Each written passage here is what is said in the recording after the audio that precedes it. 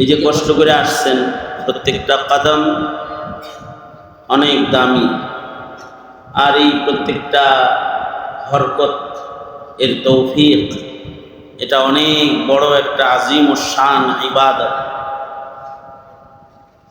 মাহফিলে আসলে পরে তওবা হয়, নেক আমল হয়, রোনাজারি হয়। এই যে প্রত্যেকটা কাজ আমাদের জীবনে কতটা গুরুত্বপূর্ণ, এই প্রত্যেকটা কাজ আমাদের জীবনে সর্বোচ্চ নিয়ামত এবং সর্বোচ্চ গুরুত্বপূর্ণ। আমাদের চোখ যতটা গুরুত্বপূর্ণ, কান যতটা গুরুত্বপূর্ণ, নাক হাত মুখ যতটা গুরুত্বপূর্ণ, তার চাইতে অনেক বেশি গুরুত্বপূর্ণ হলো আমাদের জিন্দেগির ছোট ছোট নেক আমল। আমাদের জিন্দেগির নেক আমলগুলার মূল্য আমাদের সবচেয়ে গুরুত্বপূর্ণ অঙ্গ প্রত্যঙ্গ, যা মনে করি আমরা তার চাইতে অনেক বেশি দামি আমাদের জিন্দেগির প্রতিটি নেকির কাজ অথবা ভালো কাজ। এই কারণে কেউ যদি কোনো ভালো কাজ করার সুযোগ পায়, এই এদিকে আমার দিকে তাকাও, তোমরা ডাইনে বামে তাকাও, যারা তারা আমার দিকে তাকাও। রাগ হইছ? হ্যাঁ, তা আমাদের জিন্দেগির নেকির কাজগুলো, এগুলো গুরুত্বপূর্ণ,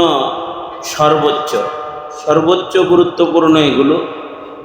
সুতরাং যারা মেহনত করছেন, আসছেন, কষ্ট করছেন,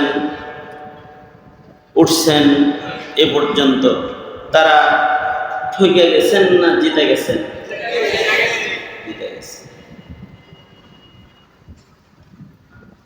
এই যে এখানে বসছেন, আল্লাহ পাকের নাম উচ্চারণ করছেন অনেকবার সুবহানাল্লাহ উচ্চারণ করছেন, অনেকবার আলহামদুলিল্লাহ উচ্চারণ করছেন। প্রত্যেকটা নেকি, প্রত্যেকটা তাসবিহ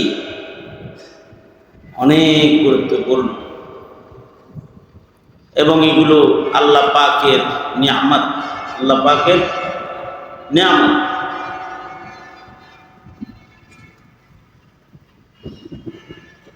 যাদেরকে আল্লাহ তাআলা নেকির কাজ করার সুযোগ দেয়, তাদেরকে আল্লাহ তাআলা সবচেয়ে বড় নিয়ামতটা দিয়ে দেয়। টাকা বড় নিয়ামত না নেকি বড় নিয়ামত? যাদেরকে আল্লাহ ক্ষমতা দান করে, দুনিয়ার জিন্দেগিতে তাদেরকে ইজ্জতের চেয়ার দেয়, আর কাউকে আল্লাহ তাআলা ইবাদতের তৌফিক দান। ইবাদতের তৌফিকের মসনদটা ক্ষমতার মসনদের চাইতে কম দামি না বেশি দামি?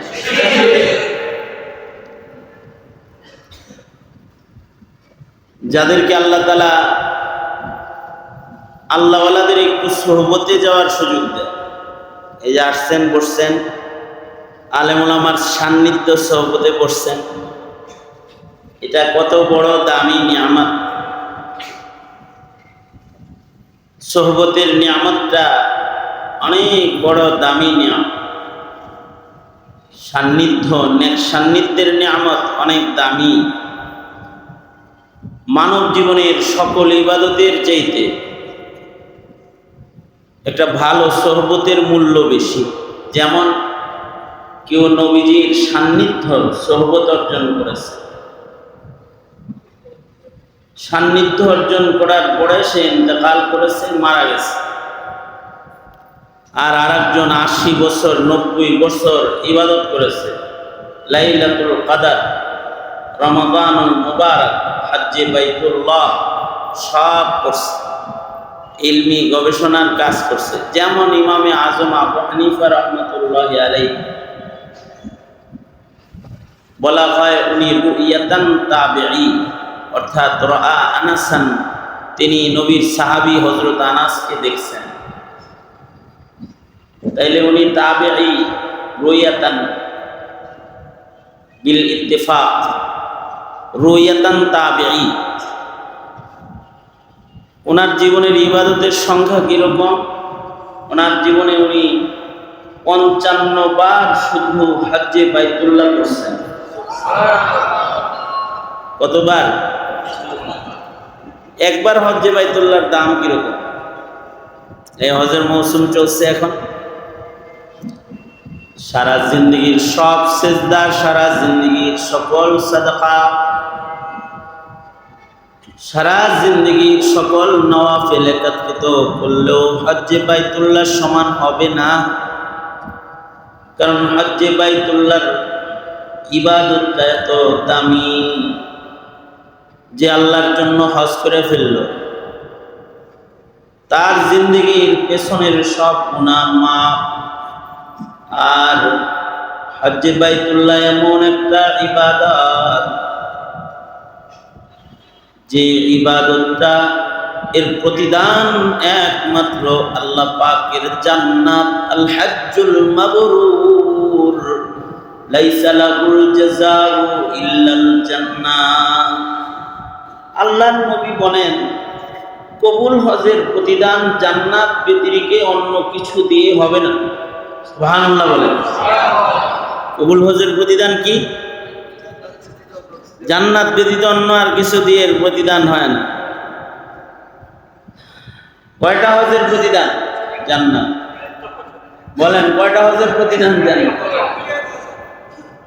সাহাবী, তাবেঈ, তাবে তাবেঈ,